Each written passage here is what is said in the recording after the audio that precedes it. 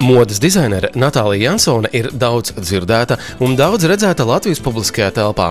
Ar modes industriju saistīti cilvēki arī zina labi viņas tērpus un to panākumus. Ja cilvēkiem palūgtu nosaukt kādu latviešu modes dizaineru, visdrīzāk daļa neiedziļinoties arī nosauktu Natāliju Jansoni. Un tas tikai tādēļ, ka pasaules slavenās modes dizaineres Natālijas Jansones dzīves stāsts ir veiksmīgas integrācijas Latvijas sabiedrībā spilgts piemērs. Ne visi zina, ka Natālija Jansone ir dzimusi, augusi un mācījusies Krievijā, un mācījās viņa Sanktpēterburgas Austrumu filoloģijas fakultātē. Bet 1990. gadā Natālija Jansone atbrauc uz Latviju, jo aprecējās ar latvieti. Es saprotu, ka no sākuma jāizmāc valoda.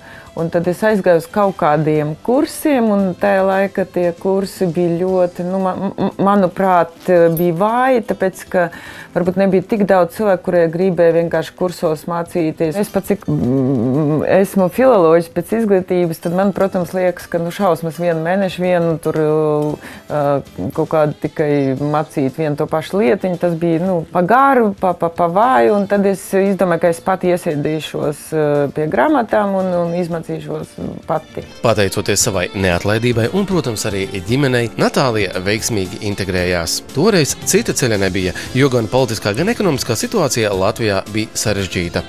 Tagad, pateicoties Startautiskās migrācijas organizācijas realizētajam Eiropas trešo valstu valsts piederīgo integrācijas fonda projektam Drošība un tolerance imigrantu veiksmīgas integrācijas priekšnosacījumu Latvijā, sievietes, kas pārcēlušās uz šejieni, veiksmīgi var integrēties Latvijas sabiedrībā, apgūstot gan valodu, gan kultūru. Bet atgriežoties pie Natālijas Jansones dzīves stāsta, jāatzīmē, ka viņas ceļš uz savas vietas sabiedrībā atrašanu nebija no vieglajiem. Sanktpēterburgā pabeidz Austrumu fakultāti, koriešu valodu, filoloģijas fakultāti. Es atbraucu uz Latviju, es domāju, viss, tad es iešu uz ārlietu ministru. Es atnācu un teicu, ka viss jums jāņem man darbā, pat cik citi cilvēki Latvijā nav ar tādu izglītību, vienkārši es esmu gatava strādāt, ņemiet man. Protams, ļoti nobrījies, bet paņem tā kā sekretāri. Principā es saprotu, ka uz to laiku ar koriešu valodu meklēt bija kaut kā pāgru.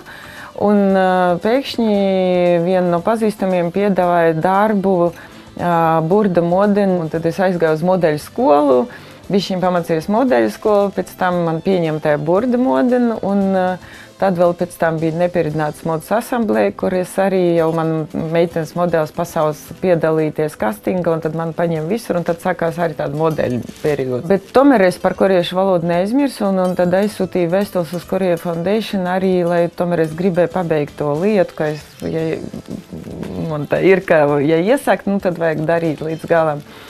Un aizbraucu uz Koreju, uz universitāti, mācīties vēl papildināt koriešu valodu zināšanas.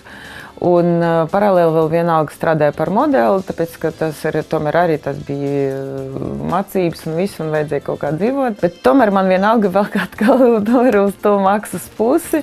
Un es izdomāju, ka, kāpēc es gribu visu laiku kaut ko pārtaisīt, ka varu pašu sākumu uztaisīt kaut ko tas, kas man patīk.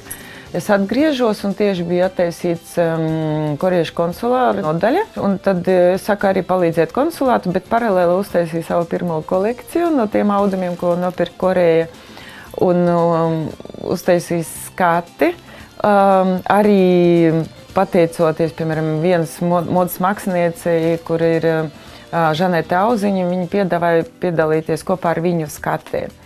Un tad tā bija pirmā skati, no kura pēkšņi cilvēki sāk pasūtīt apģērbi. Pat cik cilvēki pasūta un nopērk, tas noteikti, ka ir vajadzīgs. Tā sanāca, ka Latvija bija tā vieta, kur modes dizainere Natālija Jansone, zinot viņas talantu modes industrijā, varam apgalvot, atrada sevi. Arī emocionālā ziņā viņa jūt ļoti spēcīgu saikni ar mūsu kultūru, dabu un pilsētām. Cesija, man liekas, ka vispār priekš maniem tajā laika bija, kur ir Latvija, Cesija. Uz Gaujas mālu un nezinu, tie visskaistākas vispār vietas. Un tad man noteikti, ja es pirmoreiz aizbraucu uz Ķīnu, es atceros, kā es gribēju atbraukt un aiziet uz jūru, pastaigāties pa jūrmalu.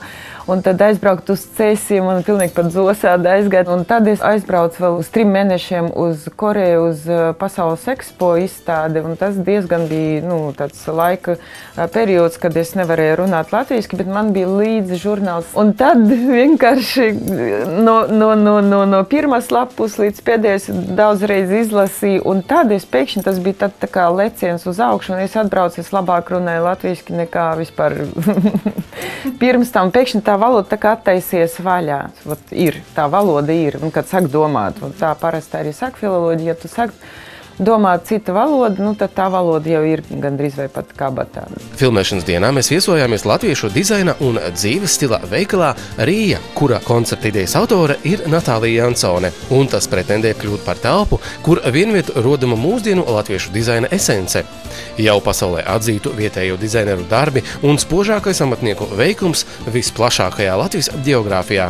Veidojot veikalu piedāvājumu, Rija komanda savā ziņā darbojušies kā mākslas izstāžu kuratori, atrodot labāko un unikālāko katrā no Latvijas reģioniem. Natālijai šķiet ļoti iedvesmojoši latviešu tautas tērpi. Nenormāli skaisti arī tās dziesmas svētks laikā, kad meitenes, man liekas, ka visu Latviju paliek vēl 100 reizes smukāk, tad, kad meitene ir vienkārši taisnas māc kaut kur aiziest speciāliem tiem cepurīžiem vai vainagdziņiem, kad ir savādāk grib. Viņa pilnīgi cilvēks paliek tāds, kāds viņš ir, un viņš ir skaists. Dāba, visas tās krāsas, man bieži vien saka, ka man pat tumši, bet man tieši patīk zemes krāsas. Cik zeme ir krāsas, tās pašas sūnas.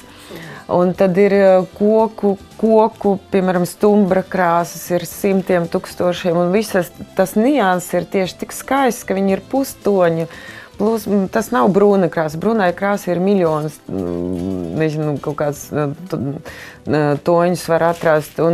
Un tas ir viskaistākais. Lielā mērā integrācijas process ir un būs atkarīgs no pašiem cilvēkiem, no viņu vēlmes iekļauties sabiedrībā. Viss sākās no mīlestības, un tā mīlestība vispirms priekš seviem.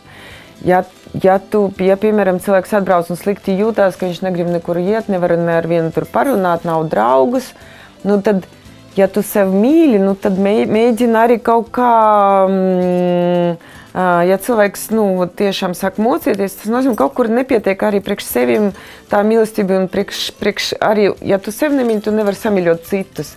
Un tad, ja izaudzina vispirms to mīlestību priekš seviem, ja tev slikti, tad dar kaut ko, un tad samīļo sev, izmāc savu galvu ar valodam, un ar cilvēkos, ja tu sev mīļi, tu samīļos jebkuru cilvēku, un tad mīļi vispirmo, ko tu satiek, es nezinu, varbūt tu seži liela māja, un tev ir apkopēji, un viņi ir Latvija, tad samīļo viņu, saka runāt, saka iepazīstināties, tur runā veikalos, runā ar cilvēkiem, vienkārši iepazīstinies, mēģina. Un kad cilvēks staro arī tā mīlestība, tad arī pie viņu cilvēka nāk, kad es braucu uz pasaules izstādēm, man ļoti tāds lielais lepnums pateikt, no kurien. Tāda valsts, kur varbūt ne visi zina, bet viņi ir maziņa, bet ar savu valodu, ar visu, un tad es stāstu vienmēr kaut kādu tādu ekskluzīvu lietu. Es nesen satieku vienu ķiņieti, kura teica, bet tev ir tāds ļoti latviskas apģērbs. Es principā biju tik priecīga, kā arī tās krāsas, un tā tad ir, tad ir kaut kur, tas ir labi.